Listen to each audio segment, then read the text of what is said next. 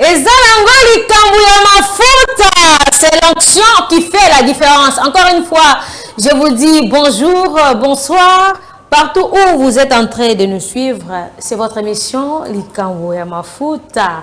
Alors aujourd'hui, je suis très émue parce que je suis en bonne santé et j'ai retrouvé aussi mes téléspectateurs et surtout mon équipe qui m'a beaucoup manqué.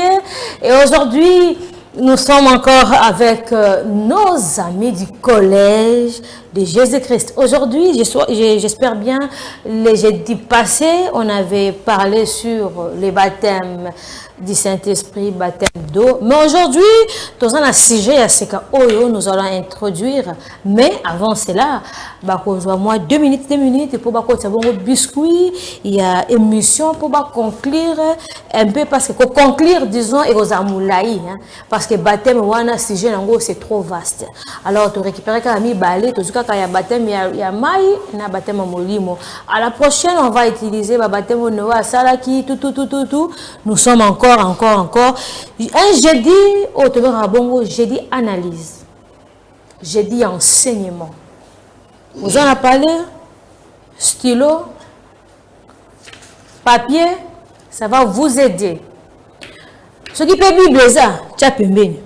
Tant qu'on va passer vexé, vous pouvez vérifier, vous pouvez vérifier. Alors, ce qui va bêter banda, vous êtes autorisé, le numéro est affiché là. Numéro liboso, et ça numéro est na WhatsApp, beaucoup bengelangopé. Tous les deux numéros sont opérationnels. Et ça, aujourd'hui, nous allons parler na thème moko kitoko. Dieu mal compris. Mal compris par rapport à quoi? Par rapport à sa parole. Donc, utiliser bongo Jean 8, 43. Mais aujourd'hui, je ne suis pas seule. Je suis avec le pasteur Karel Panda, que j'ai dit bonjour et soyez les bienvenus de l'émission. Bonjour, maman. Bonjour, en tout cas, Tosepeli Makasi. Tokumisi lisusu nzambe lolenge à réunir biso lisusu mukolo na lelo en bonne santé pe na esengo nyonso pe nzambe ay bana kupambola bana na nzambe nyonso bazali kolanda biso katikati na tangu oyo. Bonjour, merci beaucoup. Peut-être ce qui na lobi na meka koloba na moi lombangu par rapport il y a bas sujet il y a dernièrement sujet na biso tolobaki ezalaki il y a baptême tolobaki ba baptême ezalaki bongo libatisi ya mai libatisi ya molimo mosantu pe libatisi ya moto na kotambola na biso na bandi topesaki déjà les deux sortes ya libatisi wana tobandaki na oyo ya mai tolobaki ete libatisi ya mai musala na yango to pe importance na yango ezalaki bongo ya kopetola masumu ya mutu wana tomonaki bongo na Marc chapitre 1 verset 3 à 4 Ephésiens chapitre 5 verset 6. Souci à Nzambe mutozo libatisi po masumu epetwama nde tolobaki est-ce que mai na biso oyo tokendaka kokota mai physique est-ce que petolaka masumu ya mutu epetolaka te yango tolobaki mai wana ezali mai oyo Nzambe alingi te bato bakende kozwa libatisi non wana tobelaki yango c'était de théâtre tozali kopeze bamona biso wana ezali makambo ya Nzambe te libatisi ya mai Nzambe azoloba esengeli kozwa libatisi ya mai même na mai ya njili te mai physique te po mai wana epetolaka jamais masumu ya mutu tokitaki lisusu na kolobala na tina ya libatisi mususu ezalaki ya molimo mosantu tangu totangaki mukanda na Nzambe na Jean chapitre 1 verset 33 bazolakisa biso ete mutu oyo akoki kopesa libatisi wana ya molimo mosantu ezali kaka ye moko Yesu. Nde Yesu ye moko ayaki pona kopesa mutu libatisi ya molimo mosantu. Libatisi ya molimo mosantu ezali te oyo bato lolenge bakanisaka. Non. Libatisi ya molimo mosantu soki totali na Jean 20 22 Yesu ye moko azopesa yango ta azo souffler katikati na ba disciple na ye. Nde bisi bango recevoir le Saint-Esprit. Batu sans comprendre makambo Nzambe te bakoki kozwa micro. Bazo souffler. Eza souffle ya batute, eza souffle na yote oyo souffle kana micro non. Ya wala mutu asoka seneti yazala molimo mosantu alors qu'il n'a pas l'esprit de Dieu. Peut-être l'esprit oyo bazala kana yango eza ya noko na bango bien ya koko na bango eza molimo mosantu Nzambe te. Molimo mosantu ezala ki pe koya na nzela ya imposition des mains ya ba apôtre oyo Yesu ye moko atindaki. Nde totalaki mukanda ezalaki na acte 8 17. Atawana pe ba tout ça pour comprendre Nzambe ne ba ko sala ni bazo imposer ba maboko ba kasi ko ba maboko Nzambe bazo ba eza maboko na bango non Muganda ya acte chapitre 17 verset 25. Nzambe azoloba malamu. Nzambe basalelaka ye na maboko na yo te ya bomoto. Maboko wana ce sont des mains humaines. Eza maboko na yo te oyo ozoya na courage. Je t'impose les mains. Non, maboko wana eza maboko na yo ya basumuki, eza maboko ya Nzambe te.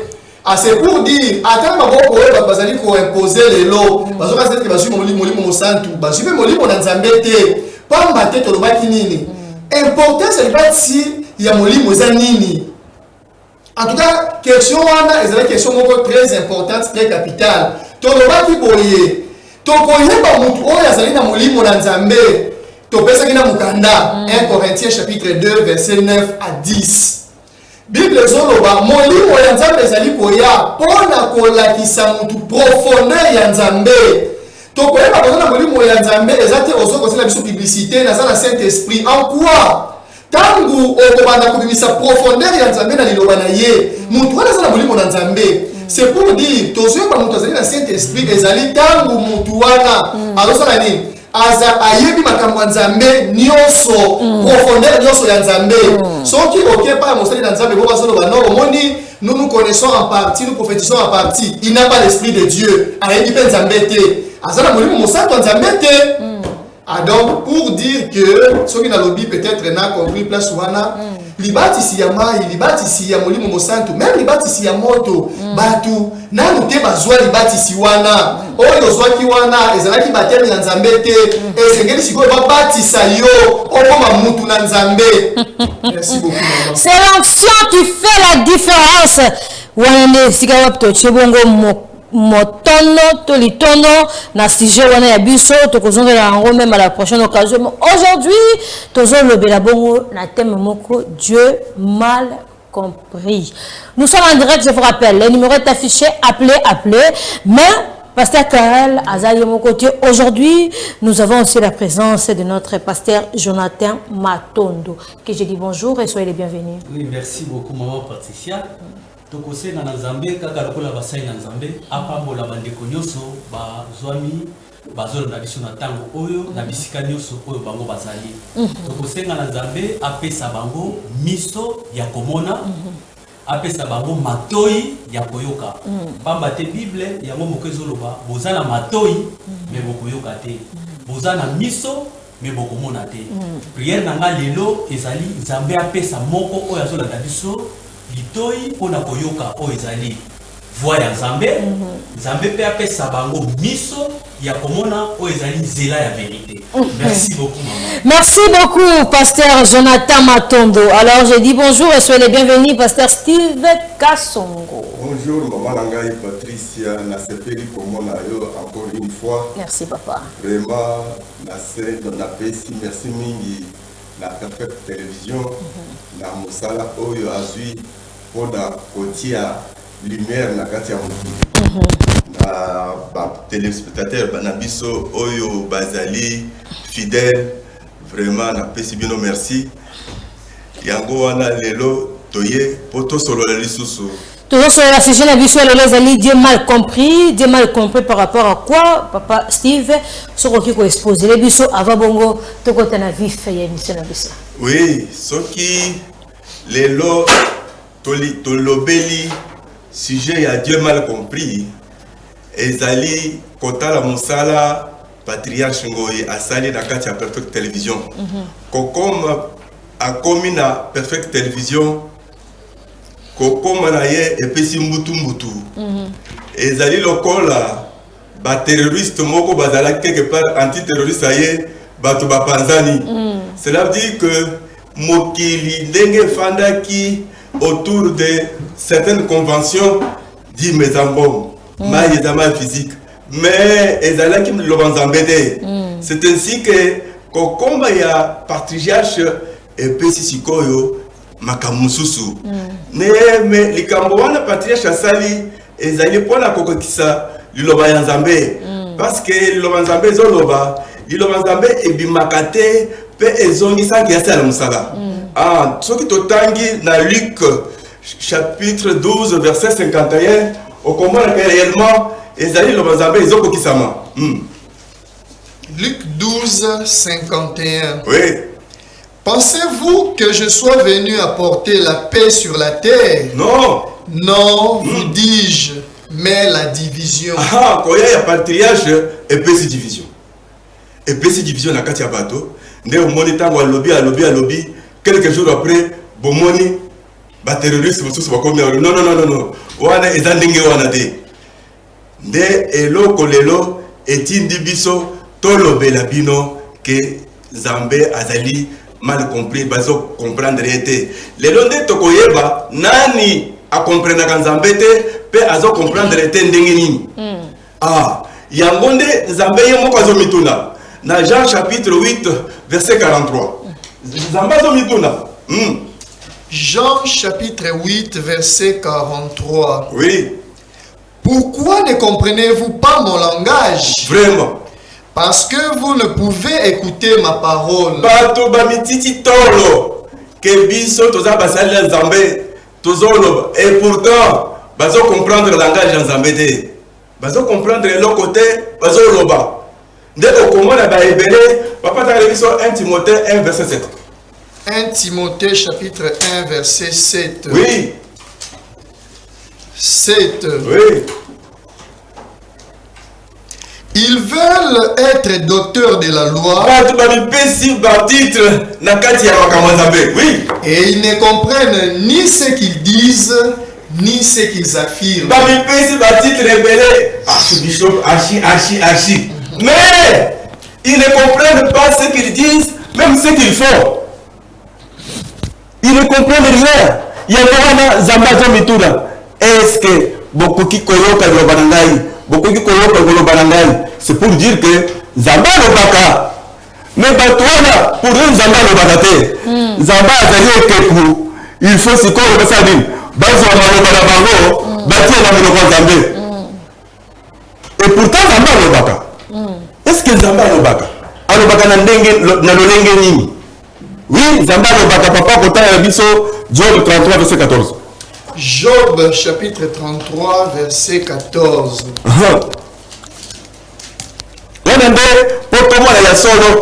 Vis-à-vis na bato oyo bazokende kolobela Nzambe makambo Zamba lobaka te. 14. Oui. Dieu parle cependant tantôt d'une manière, tantôt d'une autre, et l'on n'y prend point garde. Yoka, Zamba lobaka. Azolobaka d'une manière, d'une autre. Mais quand on Zamba azoloba, bato batia kaka te. Bato bazosala, bazana kati ya distraction na makambo na bango ya uzoto. Omoni Zamba alobi bon, ndenge alobi wana ezali alobi ndenge wana te. Zamba moto amipesi na oyo azoloba ye moko. Et pourtant Zamba alobaka. Il faut que tant Zamba azoloba, otia litoro mpo oyoka eloko nini azoloba. Mais lelo bato Zamba soki alobi bazokende koloba makambo na bango moko. C'est ça le problème oyo ezali kotungisa liloba Nzambe. C'est pourquoi tant que patriarche aleki bato basotuki zokande Nzambe pe alobaka. Nzambe alobaki. Nzambe alobaka. Il faut que motu nyonso oyo azotimba Bible ayeba langage ya Nzambe. Pasteur Steve Kasongo. Oui. Tu peux parler de ce sujet oyo. Titre en gros vraiment attirer attention bato. Dieu mal compris. Oui. Na tout le cas tu n'as mal compris par rapport à quoi? On le dit par rapport à sa parole. Oui. Tanda bloko. OK. Maman Nanga. La ligne là Nanga très bien. OK. Quand on la Nanga très bien, on peut comprendre que les bateaux est belé. Et puis on peut y moto oyo ayiba ko comprendre les embêtés. Parce que les Cambouana ya ko comprendre les embêtés et bandi les lotés. Et bandit de kala yangwana lelo bawo batikali bazola na lokolo Zamba de Lobani. Esaïe 55 tout à l'heure. Ésaïe chapitre 55 verset 8. On a bien répondre les questions d'ailleurs. Oui. Azoko ma papa azoko. Oui. 8. Car mes pensées ne sont pas vos pensées. Pensez à Zamba et ça pensez à Batoté. Et vos voix ne sont pas mes voix, dit l'Éternel. Banzela oyo Nzambe alandelaka ezali banzela oyo bino batote. Eloko wana na mitunaka soki ba pasteur batangaka passage oyo. Nzambe alobi eza pensée na ngai. pensée na ye ezala nini pensée na ye nde makomi oyo toza nango liboso eza pensée ya nzambe eza pensée ya bato te mais okomona mutu azwi pensée ya nzambe atangi pensée ya nzambe akomi koloba ngo na ndenge na ye c'est pourquoi on a dit que Dieu mal compris azali mal compris par sa parole nde écriture wana eza pensée ya nzambe mais okomona mutu azwi balobi dini azwi apesi mbongo balobi batel akeli na mai physique na dili mai ya kalamu mpona koyeba ke mutu oyo aza a comprendre makambo ya nzambe malamu te to Dieu mal compris na ndenge ya mutu wana oyo akenaka kozwa mai akenda kozwa bateme na nzela ya mai ye acomprendre makambo ya nzambe bien te mutu wana makambo azosala makambo ya ye moko na mai physique ntango azokenda mai physique makambo na ye moko ntango azopesa dino physique makambo na ye moko ntango azokende makambo nyonso donc baptême akende kotia mai physique dine aye kopesa mbongo eloko physique moto wana azosala makambo na ye eza makambo na nzambe te. Ok. Pasteur Steve, alors je vous rappelle que nous sommes en direct, le numéro est affiché là, envoyez vos questions. Aujourd'hui, nous parlons sur Dieu est mal compris. Papa, jusque-là, to lokoti, to tangi. Na lingi siko, to vandi sa base, pour qu'à été, na kotika téléphone pour lui. Yango omoni mama na ngai eloko wana na lingi siko na lakisa yo moto oyo ayoka kanzambe te. Loba papa. Po moto ngonde nani? Moto oyo ayebaka elobeli ya nzambe te azali moto moko. Tala tango na création Nzambe akeli mobali. Nzambe asoleli na nani? Na mobali. Alobi te mobali azali ye moko te. Nasala nini? Nazwa mwasi natia pembeni. Mwasi tango aye asoleli naye na mobali te oyo basolelaki na Nzambe akotina makambo ya Nzambe. Akomi soki batuni ye te Nzambe alobaki tolia na nzete tolia nani ayebisaki yo? Nani? Mwasi. Nzambe asololaka na mwasi te asololaka na nani? Na mobali. Alors il fallait mwasi asali asolola na mobali na ye ayeba makambo ya Nzambe. Nde yango mwasi avec ignorance azalaki nango oye ke afanda place atambola batuni akomi korépondre yo ozwaki nani apesi permission na makambo ya Nzambe. Papa Steve, moi c'est spirituel. Toi moi c'est physique. Olobi? Moi c'est aussi spirituel et physique. Maman ngai. Zana na kimia nazopesa mwasi wana nazopesa Yesu ko répondre. Tokota ngo ya. Alors problème ezali ezali ete mwasi azalaki pressé ya koloba makambo ya Nzambe. Et pourtant mutu basolaki na Nzambe mobali. Mwasi akei kosala akei koloba bilobela.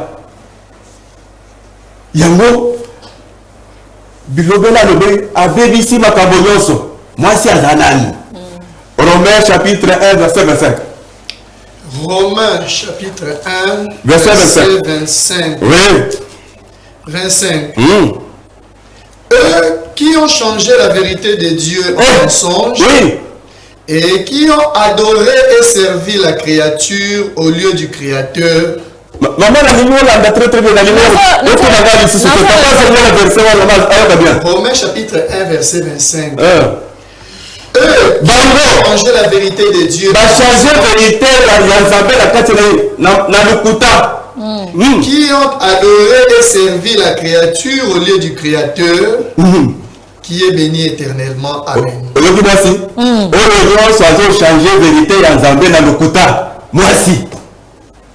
Oyo nyonso olie ke adorer créateur Nzambe azokende kwa adorer ni créature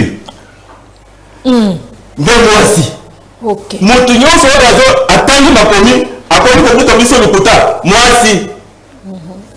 Est-ce que makambo zoloba utu wapi mwasi pa aza mwasi fabuka parce que azali Nzambe asolelaki na yete yango azokoka biso lokuta vraiment parce que mwasi ayokaka bien te azoloka mabe tala mwasi balobi dim soki omoni place mwasi azoloba soki afunguli biblie mwasi soki abandi koloba oyo aye prédication ezaka mbongo na mbongo mwasi nyonso eza kaka mbongo dim mbongo makambo nyonso mbongo mpona nini ye problème na ye azwa nini azwa mbongo ata nini atondisa libumu na ye nde mwasi ayebi makambo nzambe te ndenge yango amoni nzambe azosilika alobi papa tala biso psaume 50 verset 12 nzambe azosilika yo sikoyo mbongo ozosala pesa mbongo opesa nzambe donc nzambe azosilika na likambo wana mwasi azosala Psaume chapitre 50 verset 12. Oui. Si j'avais faim, je ne te le dirai pas. Car le monde est à moi. Et tout ce qu'il renferme. Donc, moi, c'est amitié commissionnaire. Est-ce que Nzamba a une chose à la pona? Au sein de l'Ebadim, nini bamikato na nduba na nalo na bataka wapi tala makambo mwasi asalaka pesa libre pesa mbongo nde okomona badala abandaki kaka mbongo nde mwasi pasteur si nde yango mama na mtika na silisa mais azongo pona nini azala kati ya lugota po ayebi ata importance ya dimte soki ayebi importance ya dim alinga koloba te soki totali na Deutéronome 14:22 importance à dire mes amours apprendre à craindre Dieu c'est ça l'importance à dire tant que mon oiseau peut se dire et ça pour ailleurs pour le personne pour banga nzambe mais tout le banane maman tout le banane mutu azali kumuna abuni mutu moko ayela mbongo apesi papa dimi na ngai yango mwana na ngai osali malamu mais ça là tout pour dire mais ça dit école abomaki moto moko c'est quoi que vous combien pour dire école dis est-ce que moto wana apprendre comment na nzambe kana makambo mwasi azobebisa na kati ya terrain mwasi makambo azosala ezali la évangélité eza na soka te conseil de eloko oyebi importance ya oyebi pasteur Steve oui mpona yo mpona bino amen mutu oh zoloba si moi je comprends bien parce que ngana ataka gante na kati émission si je comprends bien ozo attaquer ba sala nzambe ozo attaquer ba pasteur parce que moi so zoloba wana za moi so ya ngaite ça moi c'est spirituel c'est que moi j'ai compris mutu à répondre malamu te mutu asali malamu te na envie ozo appelle allô bonjour allô. Alors, vous êtes en direct, alors? Voilà. Je vous rappelle que nous sommes en direct. Ne bipez pas. Ne bipez pas. On a autant de numéros. Oui, papa. Que si moi je comprends, au lobby que bateau on surtout pas comme nanzela ya mai wana bazali basi bateau na bazali boye bateau bazali boye to yemi ndeko abengi a insister surtout. Allô, bonjour. Allô? Allô, bonjour. Oui, bonjour, je vous écoute. Diminuez le volume, il y a la télévision là-haut, pardon, pour tout madame.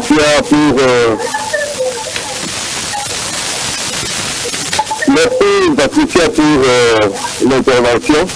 Mais j'ai l'impression que son pasteur là, il n'a pas répondu à la question. La question est que Dieu mal compris. Dieu mal compris, c'est-à-dire qu'on fasse comprendre le Dieu et non pas nous dire, nous parler de la femme. Donc, commençons par le commencement. Dieu mal compris comment.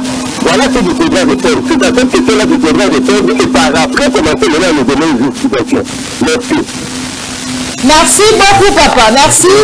Alors, je vous rappelle, si vous appelez, Bolingi Bissonebunito Kanamalam, ou soit, au plus de musique à la télévision, ou carrément au diminuer volume. Wana, tu bien, papa le biboye. Au répondre, madame, tout de suite, appelle nous ce soir. India. Allô, bonjour. Bonjour. Oui, c'est que maman Fouta, on vous écoute. Allô? Oui, je vous écoute, là-bas, papa. Pasteur, on veut comprendre mal la Bible. Adjonga la Bible, madame. Il a mal compris la Bible. Ce qu'on dit, makambono hayakoloba hayakoloba na télévision te akele na l'église non ça ba koloba ati robon sabana na nzambe ati robon sabana na nzambe. Merci beaucoup.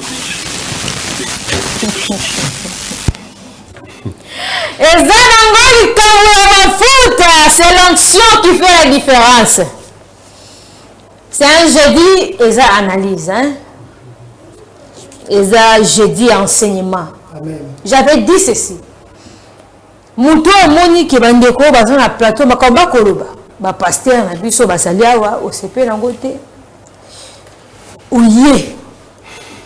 To bengi na plus 243 82 63 21 3 3 6. Aujourd'hui qui a besoin de droit de réponse. Il y a tout côté Fara Bible écriture, il est écrit, il est encore écrit. Mais quand vous appelez, vous poussez la musique à la télévision pour tout comme l'âme. N'invitez vous répondre à la question, bandeko mi balo babengi. Ngana yoko bien tebe na linga kinana. Papa nada lo baboy. Papa tanga la biso Ephésiens 6 verset 19 pour nazana mukuse parce que tous allez Ephésiens chapitre 6 verset 19. Oui. Priez pour moi afin qu'il me soit donné quand j'ouvre la bouche de faire connaître hardiment et librement les mystères de l'évangile. Ok maman. Évangile en Zambé est un mystère. Évangile en Zambé ce n'est pas donné à n'importe qui. Pour offrir le monopole, il faut pas s'embêter pour d'ailleurs. Baoye bazolo yoga ba passer. Nana s'embêter pour d'ailleurs pour offrir le monopole bande koloba makambo ya mystère et évangile. Et ça makambo ya ko au terme boye au comme koloba n'importe quoi. Non, c'est un mystère. Papa, tous appellent Moko, hein? Comme ça on répond. Allô, bonjour. Allô. Allô, bonjour. Bonjour papa, vous êtes en direct de l'émission. Allô? Apparemment notre papa qui vient d'appeler, Aza, dans la TV du Bosso n'a été. Quand vous appelez, il faut faire un effort, il y a cause à la bongo, Nareto. Oui papa. Vous répondre? Hein? Oui, merci beaucoup maman. En tout cas, na commission Nzambe makasi na sujet oyalilo, Dieu mal compris. Batu ba comprendre Nzambe mabe.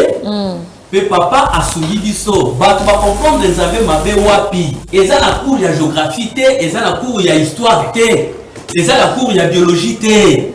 Batu ba comprendre Nzambe na katikati ya Bible. C'est-à-dire si maya mutu kotanga Bible. Au lieu de comprendre que la Bible, c'est la pensée de Dieu. Mais on va comprendre Nzambe mabe, bazote ya yango kaka ndenge komami na pensée na biso, batu bandeko nyonso wana bazo comprendre Nzambe mabe. Na langage spirituel, Nzambe azobenga bango baza basi. Nde papa asalaki effort ya expliquer que moi si wana abandaki ko comprendre Nzambe mabe ko banda na Genèse pour tango Nzambe solaki na mobali moi si azalaki te moi si wana papa lobi eza ba pasteur nyonso oyo bazote ya Bible kaka ndenge komami na pensée na biso batu na kanisi toza collège pour tosunga na bien to meka ko simba exemple moko na Romains chapitre 5 na verset 14. Toyokana siko totala. Banani bazo comprendre Nzambe mabe. Est-ce que papa Aza a raison? Ya côté ya biso lelo Dieu mal compris ou non? Oui papa, simba exemple wana. Romains 5 14. OK. Cependant, la mort a régné depuis Adam jusqu'à Moïse. Balobi, la mort a régné depuis Adam jusqu'à Moïse.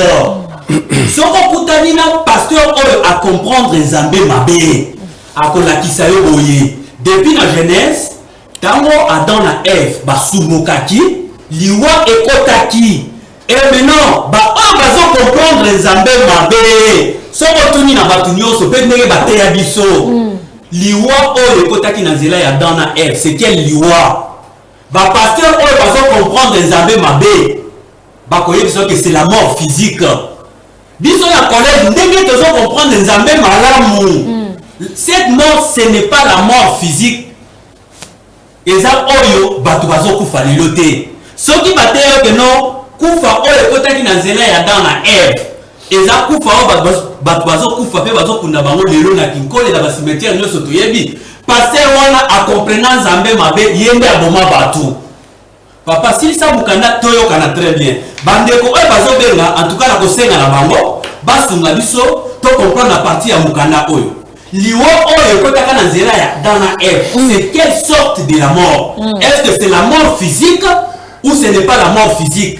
Biso tolobi boy, ce n'est pas la mort physique. Muto ya teya batu que non, la mort kotaka na nzela ya dana F, c'est la mort physique. Muto na comprendre les amis mabé. Dieu mal compris, yende moi si. Papa tanga teyoka. Baba na ba expliquer biso c'est quelle mort? 25-14. Cependant, oui, la mort a régné depuis Adam jusqu'à Moïse. La mort a régné depuis Adam tina tango ya Moïse. Liwa ya dana F lelo na mokili, eza lisusu te. Siko ba expliquer biso pourquoi batu bazo kufa lelo, bazo kufa na liwa nini bango oyo bazo comprendre les Zambé bien. Biso tolobi ba comprendre les Zambé na noté. Dieu mal compris. À partir de ya basali na Zambé oyo bazo kosa batu. Papa soki na mukanda ba benga ba expliquer biso Dieu mal compris nde tozote eza à partir ya liwa wana. Oui. Oui maman. Cependant, oui, la mort a régné depuis Adam jusqu'à Moïse. Liwa ya Adam na Eve et bandaka na temps ya Adam et soukaka na temps ya Moïse. Liwa ya lelo na mokili ezate. Nazwa appel quand même ya téléspectateur oyo abengi mingi. Allô, bonjour. Vous êtes en direct de Perfect Télévision, toujours Bonjour maman. Oui, bonjour papa. Comment on a eu une bénédiction? Ezama trésor na vandi na lemba super. Oui. Na lingi papa a précisé bien eloko alobaki mpona likambo ya mwasi nde oyo azosala bateme na mai wana papa a précisé ngai bien bini oyo bazopesa mbongo wana ti sikoyo nazokomprendre te papa azongela pena place wana bien bien bandela motuna na osusu malamu mpo papa yoka azongela tutu place wana affaire comprendre ngai na comprendre te ti sikoyo affaire comprendre yo ti sikoyo comprendre te azongela place wana nde badimisaka bato na mai c'est ça?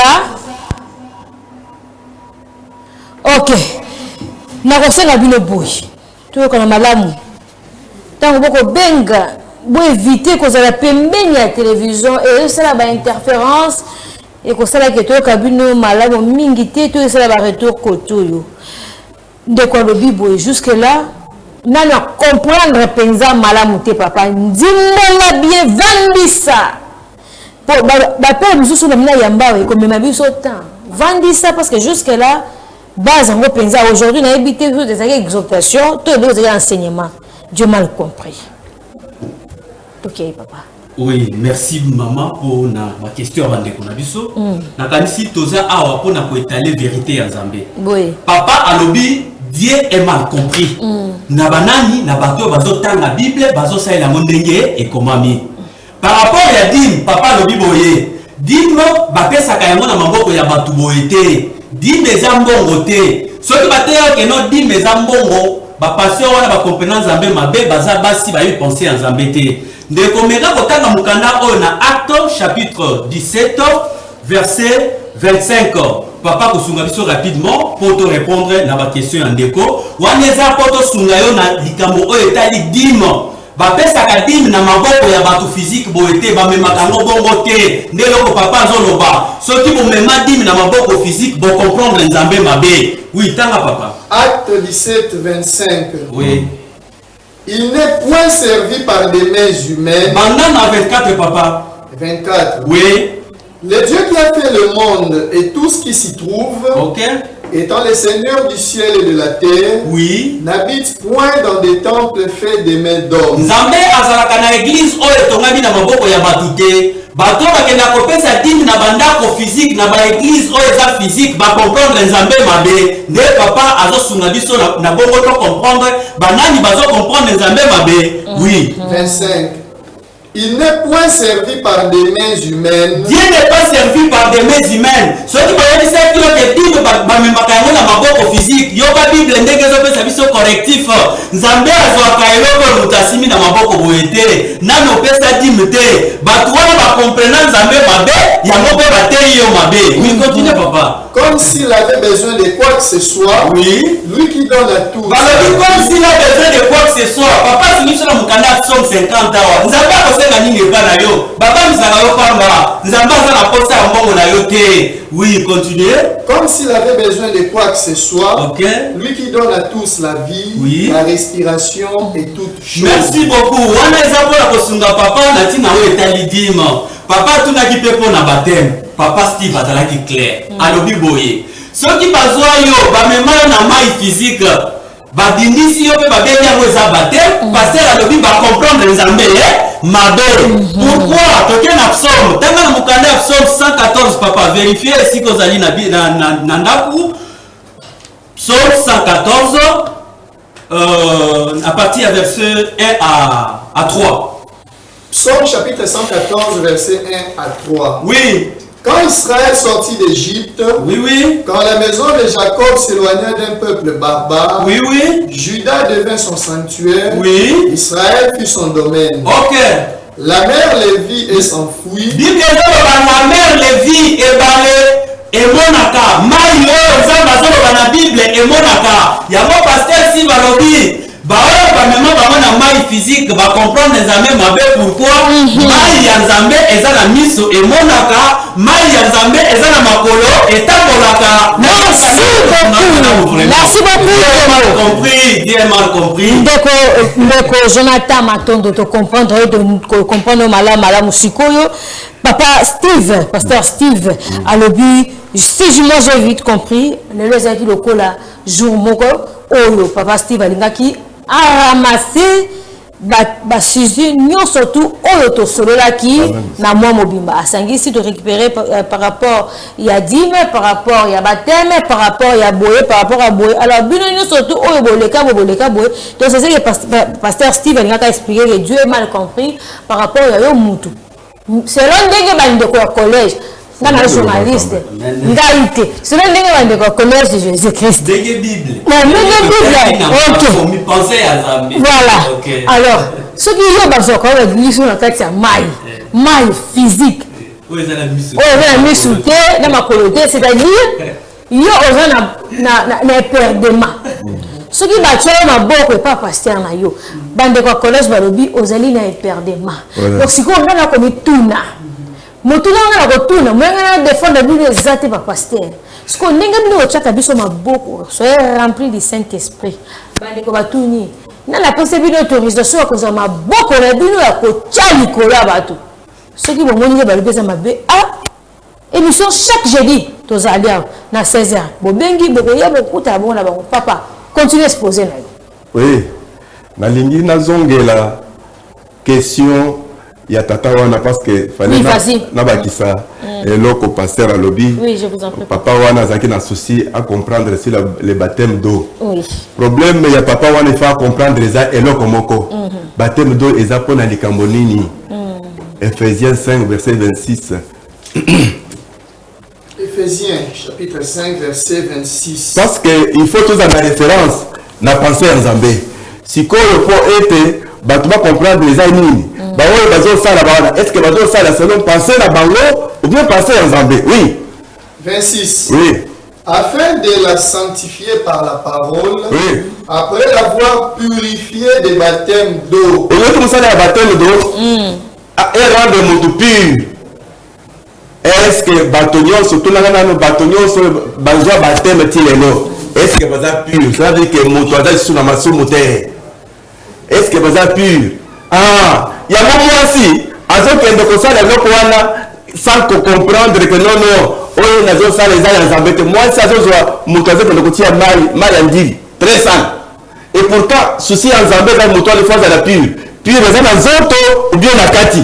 C'est ça le grand problème. Bango pure na nzoto batie na mai esili moto atelemi soki topesi par exemple ndenge pasteur apesi ezali mpo bato bacomprendre non soki oza devant motu azokende kosala makambo na donc makambo oyo na biloko ezomonana moto wana aza moto na nzambe te wana aza pasteur na nzambe te wana azali terroriste aye kobebisa mosala ya nzambe. Mosala ya nzambe il faut to se référer na pensée ya nzambe kotala ya solo moto oyo natie na mai masumu esa nini esili mais soki okei na baeglise lelo otombi okokuta makambo girigiri mais bato oyo bazwa bateme mais mpo na nini makambo wana ezokutu esemultiplie fois 10 na ti na niveau nini na bapaster baspécialiste na makambo wana. donc kobimi na collège bon na perfection na collège mama na ngai papa nalingi question wana oya kovivre yango nalingi te tena répondre yo yoka na collège ovivre est-ce que perfection ezali mpe ebeza te sikoyo ntango ezotuna awa nakoyebisa olu sikoyo bino molimo mosantu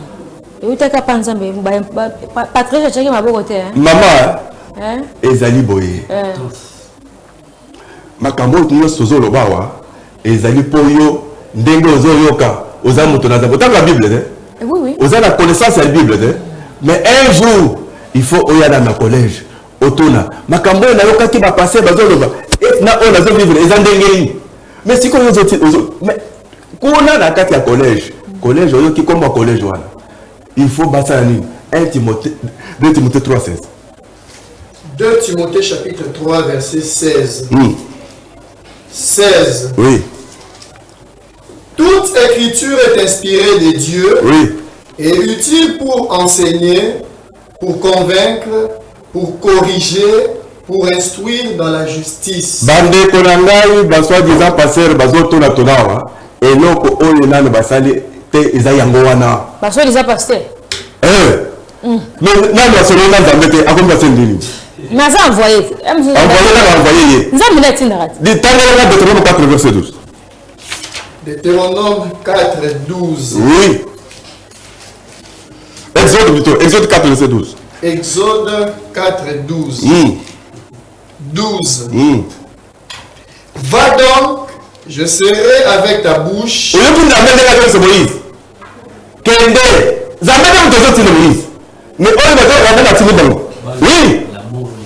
Va donc, je serai avec ta bouche et je t'enseignerai ce que tu auras.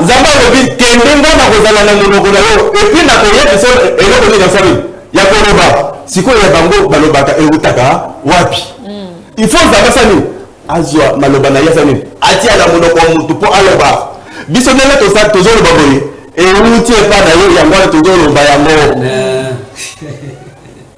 to la pamba te yango na moni ta tozolo bimisa makambo ezoke ni tuti sabatu yango wana bato wana nyonso bazali bakufi na miso nzambe ndenge pasteur alakisi selon bino collège. Selon biso collège était selon Zambé. Papa, nga na katikati. Nga naza muta collège ke. Nga naza journaliste. Siko soki na bi selon Zambé. Yo koto de bi ke boyi ba pasteur koto. So na bino kota ngambo ba pasteur ba patrice koto kuna. Tika naza kana katikati. Selon collège. Je vais répondre selon collège. Papa, tu as la mission. 1 Corinthiens 2, verset 12 à 14. Posons le selon collège. Collège, il y a place collège Azali. Oui. 1 Corinthiens chapitre 2, verset 12 à 14. Or, nous, collège, nous n'avons pas reçu l'esprit du monde. Biso collège, tu as eu l'esprit de l'utilité. Biso collège, oui. Mais l'esprit qui vient de Dieu. L'esprit où tu n'es pas Zambé. Afin que nous connaissions les choses que Dieu nous a données par sa grâce. 14. Oui. Pardon, 13. Et nous en parlons non avec des discours qu'enseigne la sagesse humaine.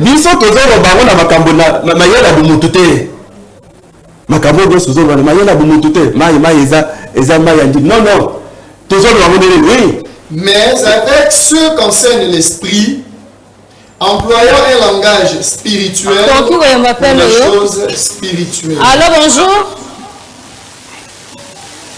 Allô, bonjour, vous êtes en direct. Allô? Allô? Voilà, donc il est parti, oui, papa. Ok. Oui, il y a un répondre parce que vous avez une préoccupation. Il y a une personne qui est là. Bino collège, biso ana, biso tozo molimo ya batote. Biso. C'est qui est exposé, il y a Ndeko Matondo. Ndeko Matondo lobi, liwa oyo. Adam na Eve. Et kota ki na nzela na bango. Na kati ya jardin. Ezali liwa physique, mais ezali liwa spirituel. Par rapport à quoi? Est-ce que bango de obi que tout le monde mutu obi est-ce que liwa on toujours vivre le liwa cimetière ezokende? Est-ce que liwa on uti kuna to et uti nzela mususu? Bon, merci beaucoup na préoccupation na yo soulevé. Oui. Na kalisi to lobaki boy. Papa azalaki clair. Souci à papa na te ya lilo ezali ya ko la kisala biso Dieu Mal compris. Oui. Ba pasteur va comprendre nzambe mabe yango ba teyi pe ba ndini mabe. To simbaki wana comme exemple pona ko sunga batu. Mutu wana so ba yebisa ke non liwa ya Adam na Eve. Eza liwa o biso tozo kufa lelo de manière physique. Tolobi pasteur wana yende à comprendre nzambe mabe pe ateya bino mabe bino pe bo comprendre nzambe mabe. Pourquoi Bible lobi boye? La mort a régné depuis Adam jusqu'à Moïse. Liwa oyo ekotaki na nzela ya Adam na Eve ebandaka na temps ya Adam esukaka na ntango ya Moïse. Lelo malheureusement Moïse na biso azate akufa kala. C'est pour dire que liwa wana na mukili lelo ezate. Yango to bandaki kotuna na bandeko oyo ndenge papa lobi ba soi-disant pasteur wana oyo bazo ba que non ils ont l'esprit de Dieu bango baza l'esprit ya mukili baza l'esprit ya nzambe te biso collège toza l'esprit ya nzambe yango tozo te ya makambo oyo nanu litoi eyoka te nanu miso emona te ekomani na 2 Corinthiens chapitre 1 Corinthiens chapitre 2 na verset 9 tozo ya na télévision awa pona kote ya makambo oyo yo nanu bate ya yo ya mote oyo yo nanu yo ka mote Kama mafuta comme l'accent na batu que esprit oyo biso toza nango na collège esprit oyo biso toza na collège euta na mutilité euta pa ya mutute euta pa ya banganga te ndenge ba pasteur mususu bakenda kozwe pa ya banganga oyo ayebi que non apesanga esprit yo nganga yo magicien yaka ko démontrer pourquoi batu bazokufa lelo po liwa ya Adam na Eve na mokili ezate yo pasteur oyo ozwa esprit ko uta pa na nzambe ozwa esprit ya mokili te expliquer biso pourquoi batu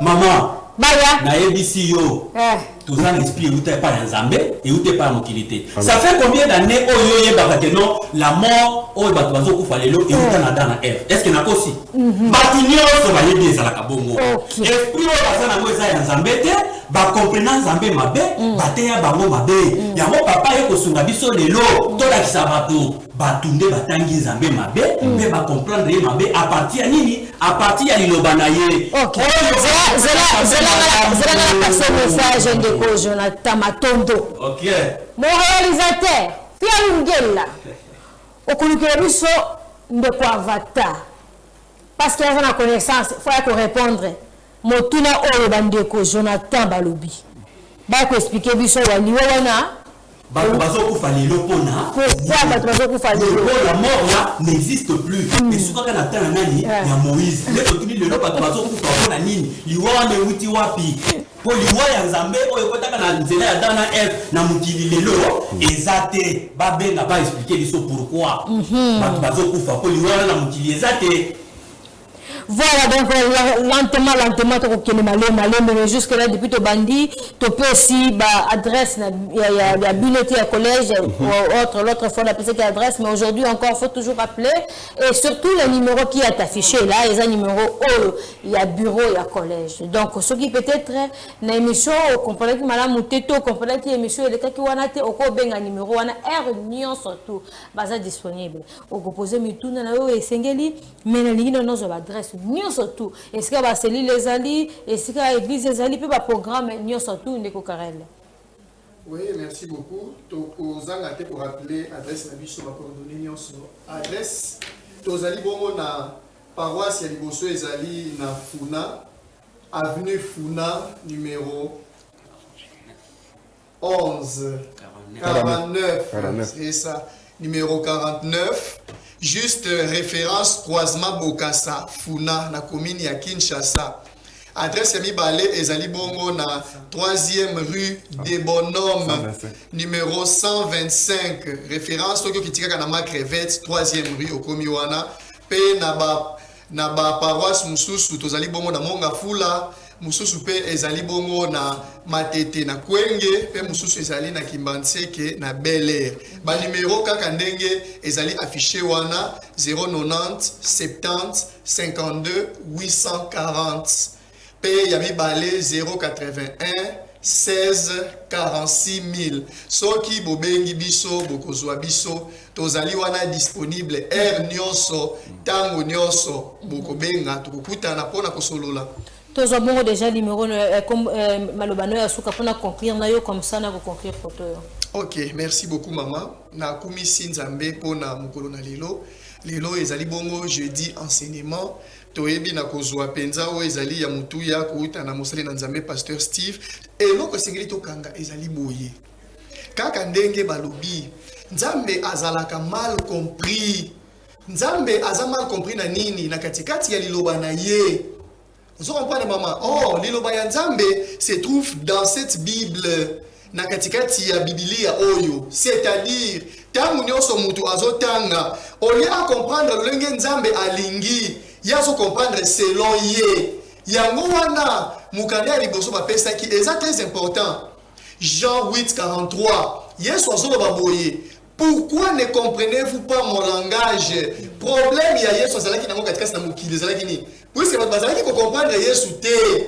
Ya ngomoni Yesu azalaki problème nyonso oyo na batu. Nde ba dozo ba di yo lingi ko lobake oleki notre père Abraham. Yo zanani? Ah parce qu'il ne comprenait pas le langage de Dieu. C'est ça de vif il y a sujet na biso. Dieu est mal compris. C'est dans le langage de Dieu. Na katikati na mukili oyo. Toyeba ke tozaka na deux sortes ya église. Et l'autre raison kabola bamangoma mi balé c'est le langage. Église ya liboso ezali o ezali na langage ya mokili. 1 Jean chapitre 4 5 à 6 bazolo bayango. Eux ils sont du monde. C'est pourquoi ils parlent d'après le monde et le monde les écoute. C'est-à-dire église ya liboso caractéristique na ezali azali na langage ya mokili. Tango ateleme bandi koteya. Kaka ndenge mokili yebaka. Bakobata na mai. Okopesa dime nde bazoya na badimi ya mbongo na batemi ya bama ya njili nde mokili yebaka. Église ya mibale ezali oyo ezali koya na langage ya Nzambe, c'est-à-dire le langage spirituel. Oyo na mukanda touti kotanga ya 1 Corinthiens 2 12 à 13. Ah, c'est-à-dire église oyo ezali te koya na langage spirituel nde église ya Nzambe. C'est-à-dire tango église wana ebandi koloba, tango bato bandi koloba nde ya momoni ba appel ba réaction ezokota awa. Non, oyo ayena makambo nini? Merci. Puisque tu es dans le langage le langage spirituel, merci c'est ça Dieu mal compris. Merci pasteur Karel Panda. Alors tu bongo liloba suka pandeko Jonathan Maton, le pasteur Jonathan Maton pour notre conclure de communion suka émission na biso. Oui, merci beaucoup maman pour na maloba. To kumisi Nzambe, to pamoli pe balandi na biso bisika bazwami. Nakanisi to sungamaki lelo na tina ya Dieu mal compris. Dieu mal compris. Oui, to comprendre Nzambe à partir ya Bible. Yango to tiki o lokola TP. Hein, to za collège. Bantu ba mener ba recherche na Romains chapitre 5 verset 14. Romains chapitre 5 verset 14. Soki bateya yok liwa oyo kota na nzela ya dana Eve eza liwa physique baboma vi na yo, bakosa vi na yo, bakosa yo kobandakala. Pasteur wana a comprenant Nzambe mabe. Pasteur wana aza na esprit ya Nzambe te, mais il a l'esprit du monde. Nzambe la biso asunga bino, toza na boyebi, toza na vérité ya Nzambe, Nzamba pesa bino makasi, bo pusana na adresse ba pesi, boya koyeba penser ya Nzambe, penser ya Nzambe ne kosunga bino, ne kokamula bino. C'est l'action qui fait la différence. Un jeudi analyse, un jeudi, oh, tu seras bon enseignement, balobi. Quand la Bible était selon yo, mais tant la Bible, nenge molimo mo santo, azo pesa o pemela. Quand interprétant o selon makanisi na yo ya théologie té. Mais selon théologie ya yemoko Nzambe. Zo inspiration ne uti pa Nzambe. Papa Steve Kasongo, si je me kitoko, exposer le lot Dieu mal compris, mais na lingi bongo. Nous avons une conclusion parce que nous sommes arrivés à la fin. Oui, nakanisi ba collègue nangai basi ba lobi nyonso. Mais na linga kina bakisa boye. Yesu selon Marc 4 verset 34. Bible lobi abandaki koloba kaka na parabole. Mukanda wana nyake de parabole et de parabole. Bande kuna biso oyo bazo comprendre Nzambe bien te parce que eza parabole. Parabole pour muto ayoka yango. Il faut pas fumuler yo yango. Eza bongo. Ah, mais si comme bango bazo parabole et comme le Nzambe. Yango nde bazo tout na babamir. Baya ndengo pese ba adresse. Ah, to ko fumuler bango ba parabole wana po bayeba Nzambe. Sinon bakokende kosala oyo basala kate. Oyo eza parabole, il faut être bafungolelo bango parabole wana batika makambo zo sala wana ya koyoka parabole na ndenge na yo okende kosala bisala sala. Il faut que baya na collège to fungola bango parabole. Eza nango likambo ya mafuta, c'est l'onction qui fait la différence na vie ya moto, na vie ya mo Christ, soki ya solo oza chrétien. Est-ce que molimo mo santo eza na kati na eza ya solo? Ozoke ngo ndenge nini? Bate ya ndenge nini? Otanga ka Bible ndenge nini? Ozoki bate mi ndenge nini? Mutu na mutu bisika sali na ndako. Tala yo moko prise de conscience ya vie na yo. To soko comprendre malamu te. Ba numéro ezali wana obengi bango. OK. Oyoka yo moko. Soko sepeli otika na bango. Soko moni ke makamba lobi wana sepeli te otika pe na ngamu na yo. Moi on m'appelle Patricia Kasi Motonkole. Église au milieu du village. Au revoir. Merci.